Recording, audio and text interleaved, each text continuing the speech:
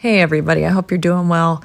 Listen, there is this very interesting video I've attached here. It's from a person whose family members inside the investigation. At least that's what they say. Let me know what you think after watching it. Oh, and thank you to the person who referred me to this video. I just want to let you know that I'm a relative of someone inside the investigation into the quadruple homicide in Idaho. I don't want to be any more specific than that because I don't want to put anybody in a challenging or contentious situation regarding their continued employment. And I will say what I'm about to tell you is secondhand, but it is from what I believe to be a very reliable source. Again, this can only be considered a rumor as I don't have firsthand knowledge. I never planned on posting any of this information out of respect for the victims' families. However, now that one of the victims' fathers has released some of the gruesome details himself, I'd like to share some of the investigative theory. As you know, the two women were found in the same bed, but with similar wounds. That's what's being reported. That's not exactly 100% true, at least in regard to the fact that they hadn't fallen to sleep in the same bed. One of the victim's wounds were deep gouges that were delivered with extremely aggressive force, so much so that the victim's liver and lungs were destroyed. Here's the theory that's happening. They definitely think it was a man because of the force of the wounds. The person must have been very strong. They think the man came into the room after doing what they did on the second floor. They went upstairs. The person cleanly and quietly unalived the first victim. The second victim awoke and tried to run.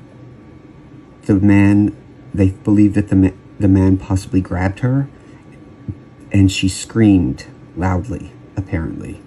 The man then harmed her, and the reason the wounds were of such force, he was delivering it quickly and forcibly to quiet her, which I apologize for how I know it's disturbing, but anyway, how do we know that she screamed?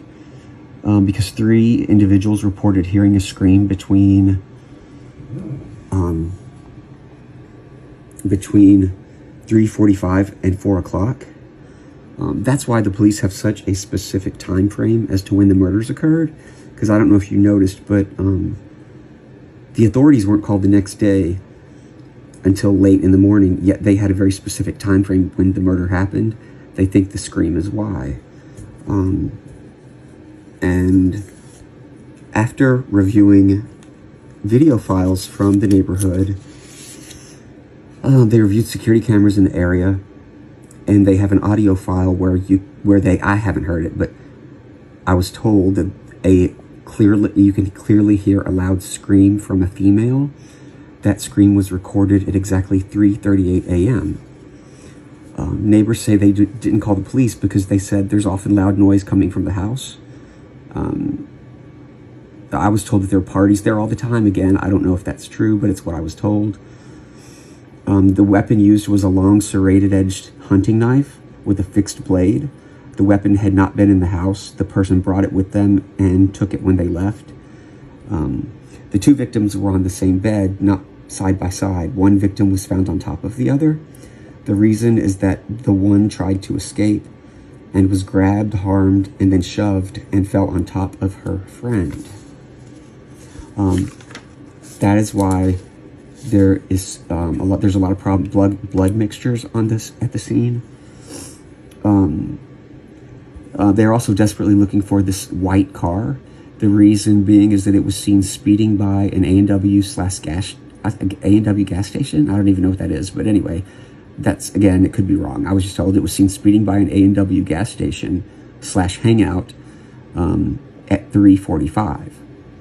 Now, if the scream was recorded at 3:38 and the car sped by at 3:45, it's a very tight time frame, but it is possible that the person left immediately and rushed and was seen speeding by. Also, the scream may have been what caused the person to quickly leave That scream could have been what saved the other two roommates' lives.